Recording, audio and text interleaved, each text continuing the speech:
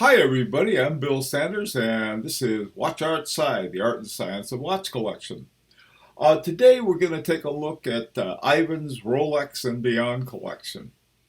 And the reason I call it Rolex and Beyond, there's some collectors who like a certain brand.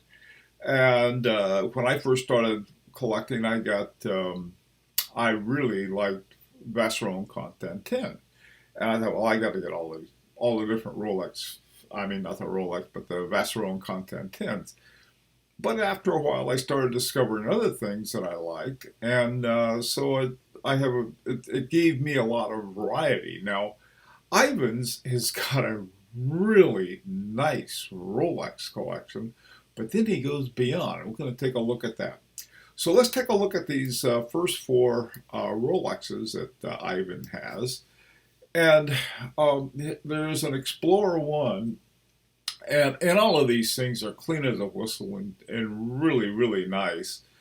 Um, and next to it is the Rolex Day-Date. Now, I got to tell you, in this particular collection, that's my favorite. I really like that Rolex Day-Date with the day of the week at the top and then the great big magnifying glass over the date. That I like a lot.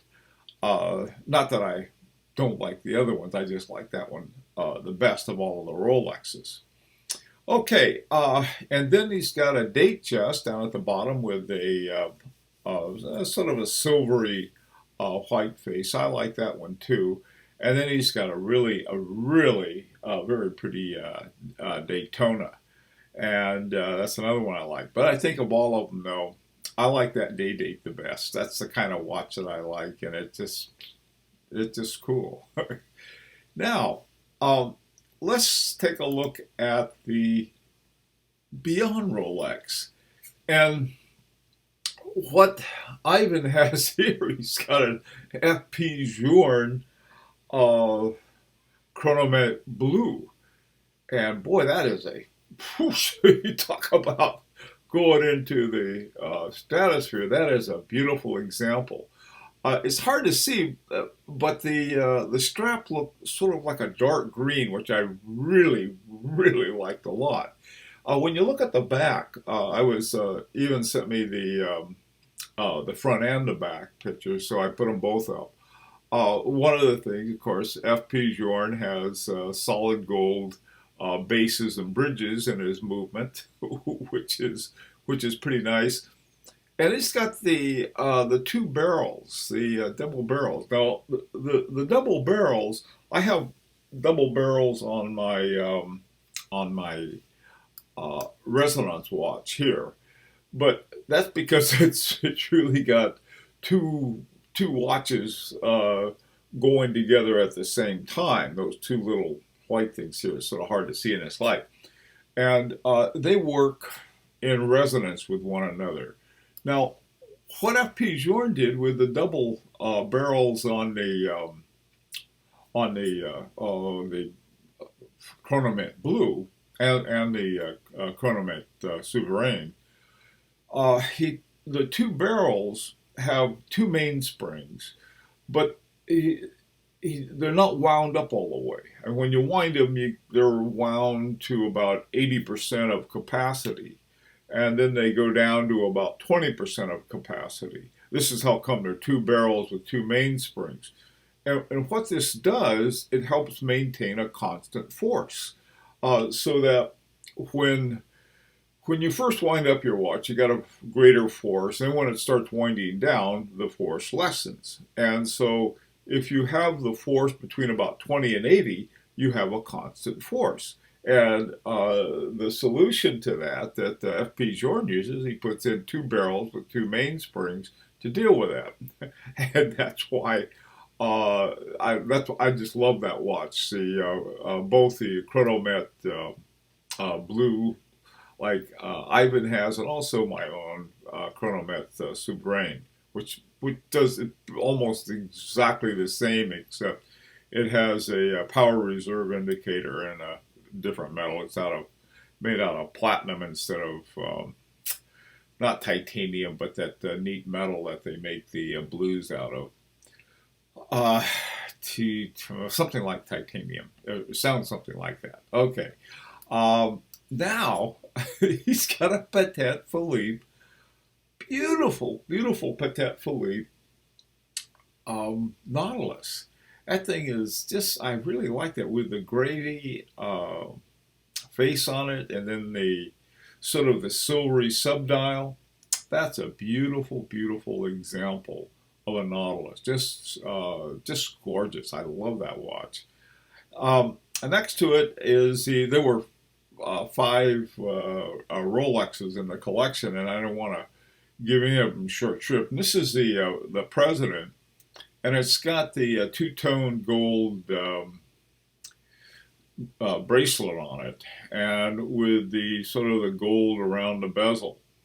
Yeah, that's an interesting looking watch, and it's got the great big date thing. It's easy to see, especially when you get older. Okay, finally we come to what to me is equally interesting in the collection. A couple Omega Speedmasters.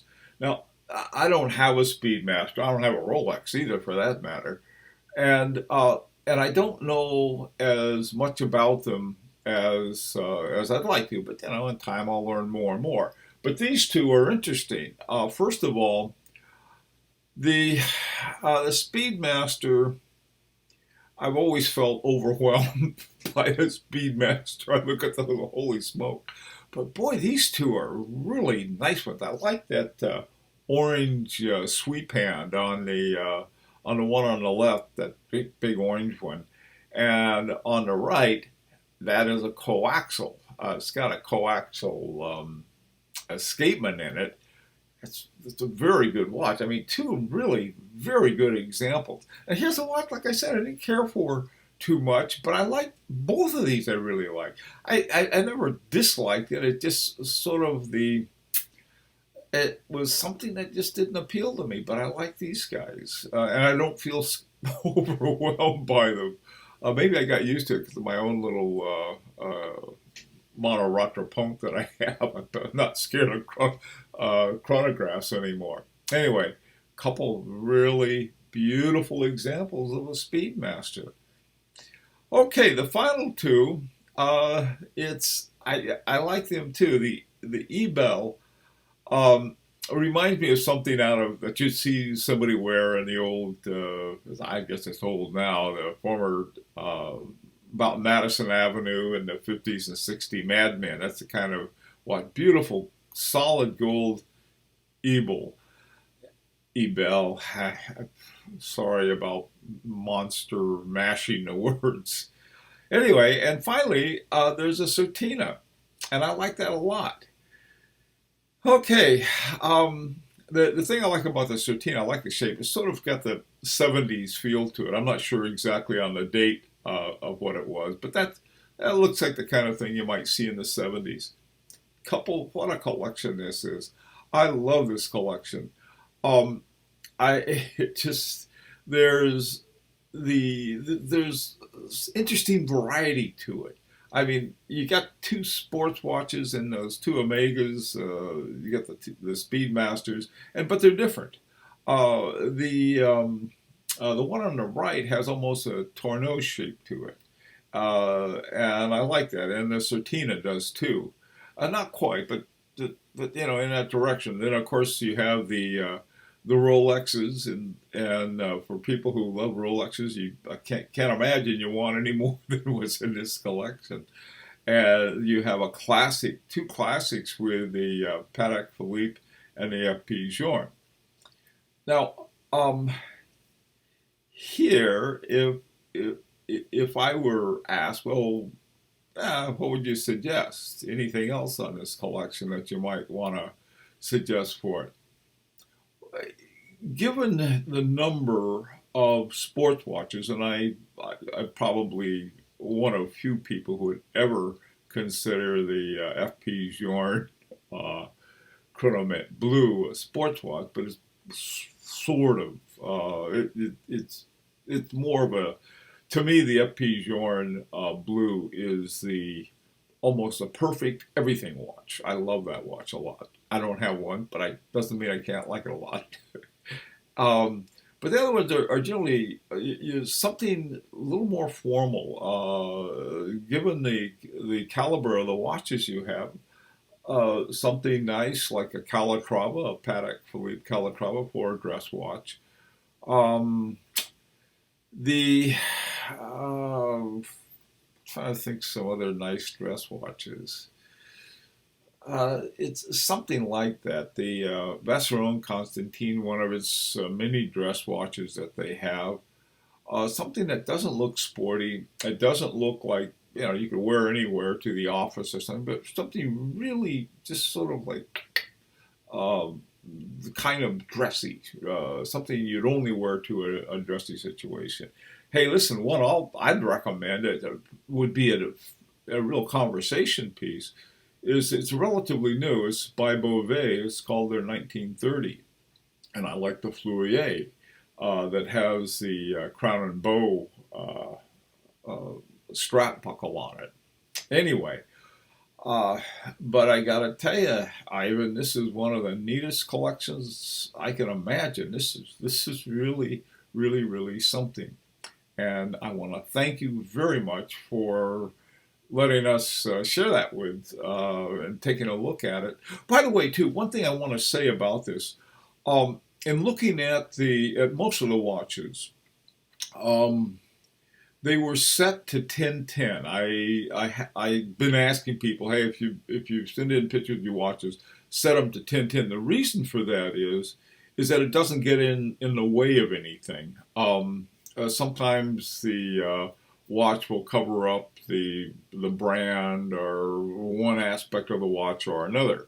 But these don't. Of course, the second hand goes right through the middle of them. But that's okay. Um, you just want to see as much of the face as possible. And the watches were set to 1010, and I want to thank Eivind for that too. Okay, well, I hope to see you next Friday. Here's an invitation to subscribe if you like. And until then, this is Bill Sanders with Watch Art Sci, the art and science of watch collection.